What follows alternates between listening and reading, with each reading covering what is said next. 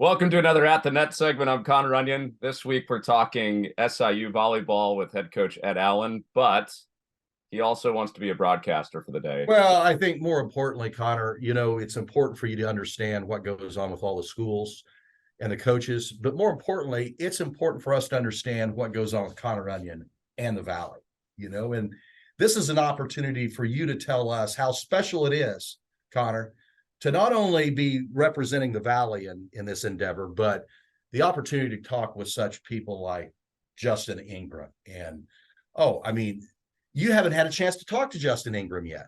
Not yet. Oh, well, that'll be a little trick. It's like Christmas is coming. Tell me, Connor, what is the most special thing about talking to people like me?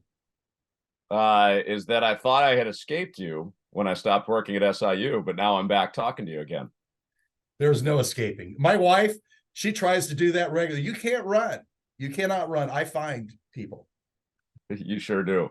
Well, hey, I'm going to take the reins back here, if you don't mind, and ask you some questions. This will feel like old times again. But yeah. I know you're known as Mr. Program Builder, and I know it was a little bit of a slow start the first few years at SIU, but you're starting to turn it around. What's been clicking the last 2 years there at Davies Gym? Well, I think the biggest thing, Connor, is we were able to recruit, and as I mentioned earlier, our first recruiting class is now juniors and seniors, and so being able to gain experience.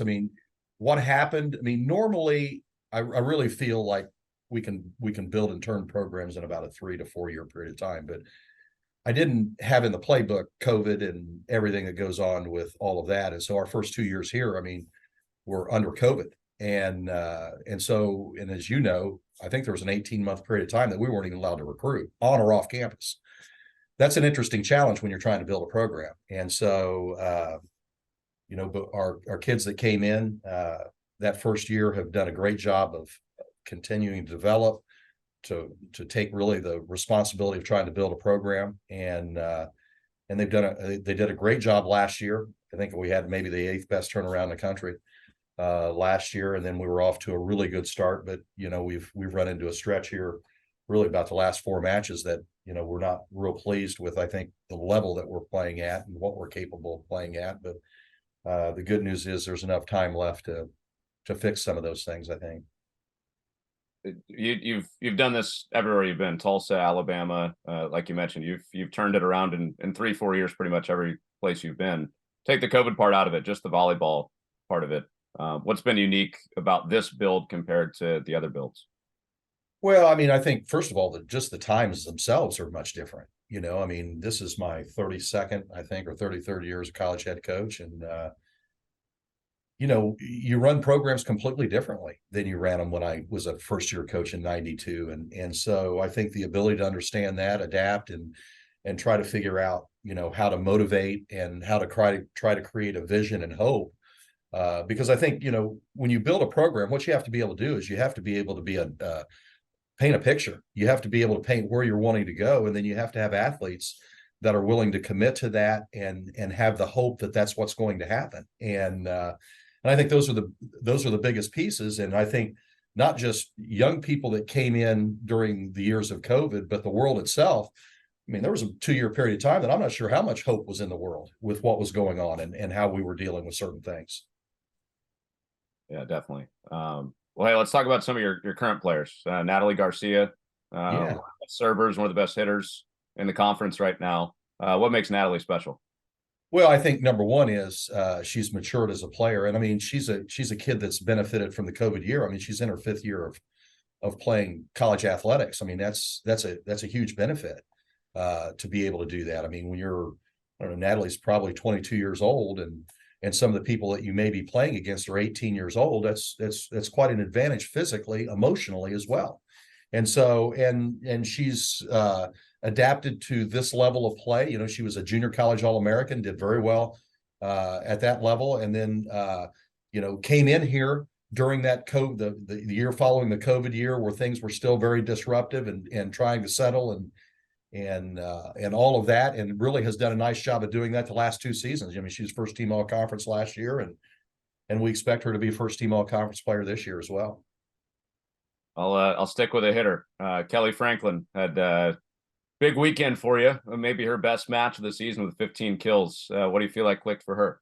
Oh gosh, I mean, she started the year off for us playing extremely well, also, and then a kid that works hard, is a very positive teammate, is always willing to accept whatever role it is. It's never a distraction, has a smile on her face, and works hard every day. And I think, she moved into a more permanent starting position this year, and as you can see, has played more matches than not for us. And that's the first year that she's had to do that. And so I think being able to adjust to what endurance is required to make it through a season is important. And she had a little bit of a hiccup over the last, I don't know, couple of weeks, but had a great weekend this past weekend. It resembled the weekend that she started the season with. And so we're hopeful that she'll carry that forward as we conclude conference play.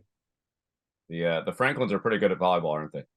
That's a ball. I mean, one of the things that I've been very fortunate about, Connor, and you obviously have probably seen her sister play a time or two, who's now at Wisconsin, was at Michigan State.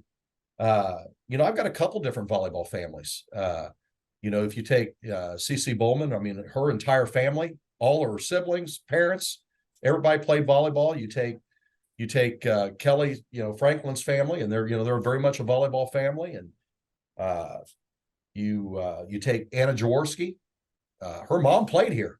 And I don't know if you even knew that, but Anna's mother played here in the 70s. I've got a picture of that team that she was on that consisted of, I think, 7 players and a volleyball. And it looks like, I don't know, they're in basketball uniforms maybe at that point in time. But I mean, there's 3 kids right there that everybody in the family eats, drinks, sleeps volleyball.